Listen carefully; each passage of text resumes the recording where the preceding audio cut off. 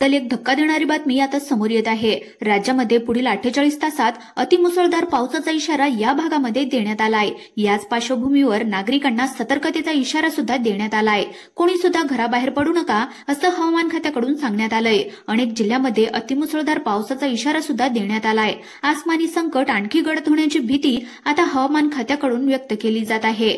महाराष्ट्रामध्ये सध्या पावसाने अक्षरशः धुमाकूळ घातलाय आणि गेल्या काही दिवसापासून सुरू असलेल्या या पावसाने सर्वसामान्य नागरिकापासून ते शेतकऱ्यांपर्यंत सगळ्यांनाच हैराण करून सोडलंय।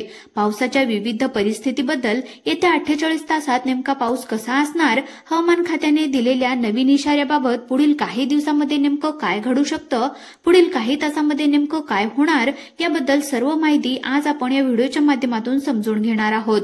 कारण हा विषय फक्त बातम्यापुरता मर्यादित नसून तर तुमच्या आमच्या दैनंदिन जीवनाशी निगडीत आहे। मित्रांनो, जेव्हा पाऊस येतो तेव्हा सुरुवातीला आपल्याला आनंद होतो, पण जेव्हा तो अतिवृष्टीच्या स्वरूपाने येतो तेव्हा मात्र तो विनाश करून जातो। गेल्या आठवड्याभरापासून महाराष्ट्रामध्ये अनेक भागामध्ये अशाच प्रकारच्या राक्षसी पावसाचा अनुभव सध्या आपल्याला पाहायला मिळतोय आणि आता हवामान खात्याने आणखी एक मोठं संकट 48 तासाच्या आतमध्ये या भागामध्ये येत असल्याचं सांगितलं आहे। आता हवामान खात्याने गंभीर स्वरूपाचं अपडेट दिलंय, ज्यामुळे सगळ्यांच्याच मनामध्ये चिंता निर्माण झाली आहे। विशेषतः शेतकऱ्यांच्या मनामध्ये भीतीचं वातावरण निर्माण झालंय, कारण सर्वात मोठं चक्रीवादळ आता महाराष्ट्राच्या दिशेने 150 ते 200 किलोमीटर प्रतिवेगाने महाराष्ट्राकडे येत आहे आणि या चक्रीवादळाचं नाव आहे रागासा चक्रीवादळ। त्यामुळे कोणी सुद्धा घरातून अजिबात बाहेर पडू नका। खूप जास्त महत्त्वाचं काम असेल तरच घरातून बाहेर पडा, अन्यथा घरामध्येच राहा, असा सतर्कतेचा इशारा हवामान विभागाने लोकांना दिलेला आहे। तसेच या जिल्ह्यामध्ये भयंकर रेड अलर्ट सुद्धा देण्यात आला। ते कोणते जिल्हे असणार आहेत, तुमचा जिल्हा यामध्ये आहे का, हे सुद्धा तुम्ही नक्की पाहून घ्यायचं आहे। तर बघा मित्रांनो, आता आपण सुरुवात करूयात की कोणत्या भागामध्ये आता 48 तासांमध्ये कशा स्वरूपाचा पाऊस असणार आहे। हे बघा, बंगालच्या उपसागरामध्ये आणि अरबी समुद्रामध्ये कमी दाबाचे पट्टे अधिक तीव्र झाल्याचं पाहायला मिळतंय, ज्याला हवामानशास्त्रामध्ये सायक्लॉनिक असे म्हणतात।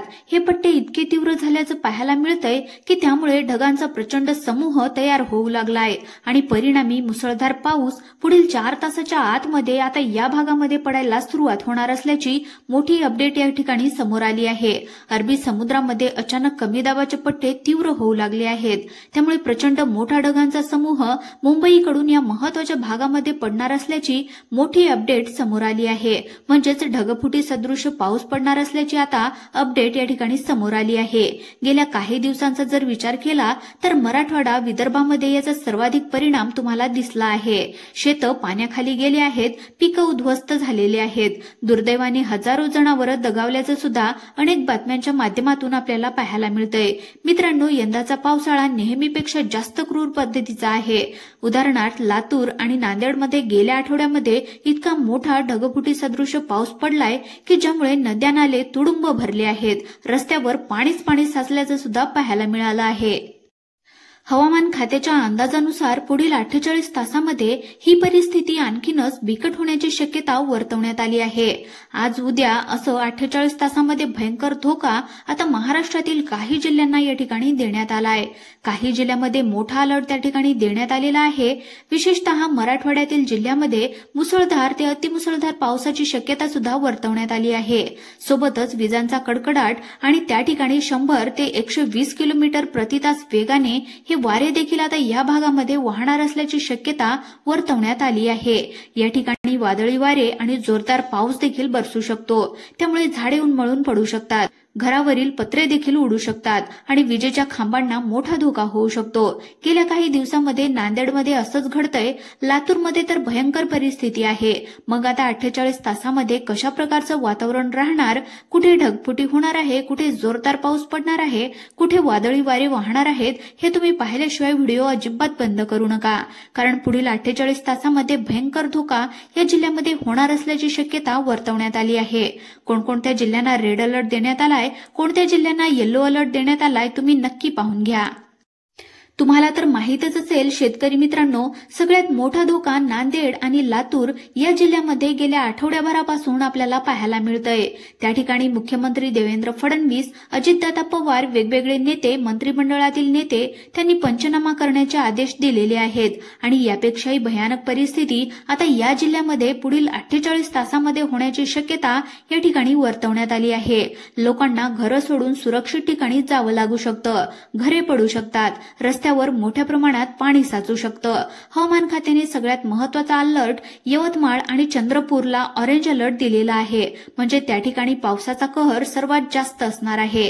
याशिवाय आता नागपूर, वर्धा, गोंदिया, गडचिरोली, भंडारा, अमरावती, अकोला, बुलढाणा, वाशिम, हिंगोली, परभणी, नांदेड, लातूर, धाराशिव, सोलापूर, सातारा, पुणे, रायगड, रत्नागिरी आणि सिंधुदुर्ग या जिल्ह्यांना येलो अलर्ट हवामान खात्याने आताच 5 मिनिटांपूर्वी जाहीर केल्याचं सुद्धा पाहायला मिळतंय।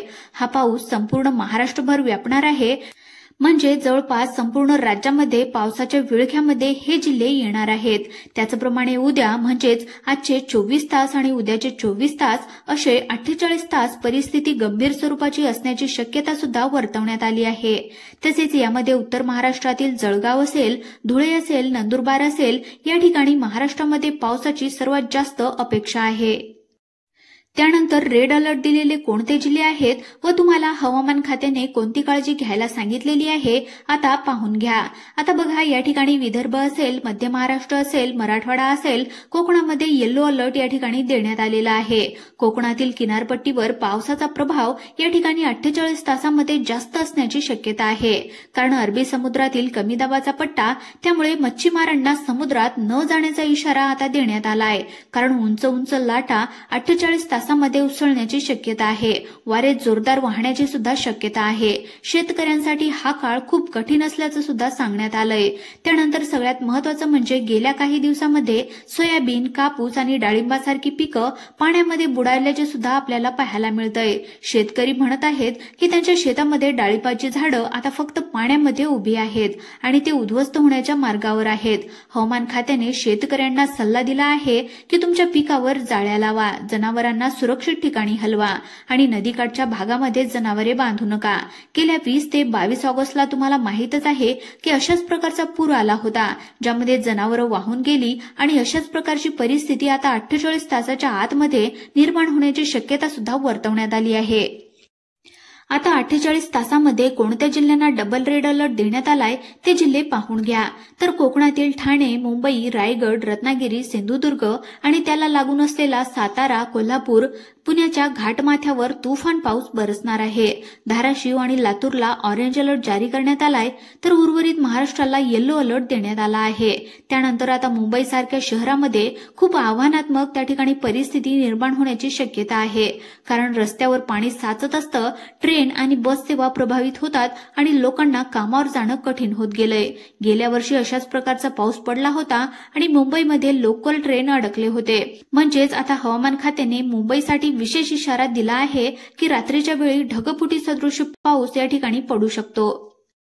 त्यानंतर नाशिकचा घाटमाथा परिसर, पालघर, ठाणे, रायगड, रत्नागिरी आणि पश्चिम महाराष्ट्राचा भाग यामध्ये आता येणार आहे। यामध्ये मेघगर्जनेसह तुफान पाऊस पडेल अशी त्या ठिकाणी अपडेट आलेली आहे। उर्वरित भागामध्ये ढग पूर्ण दाटलेले राहतील, विजांचा कडकडाट होईल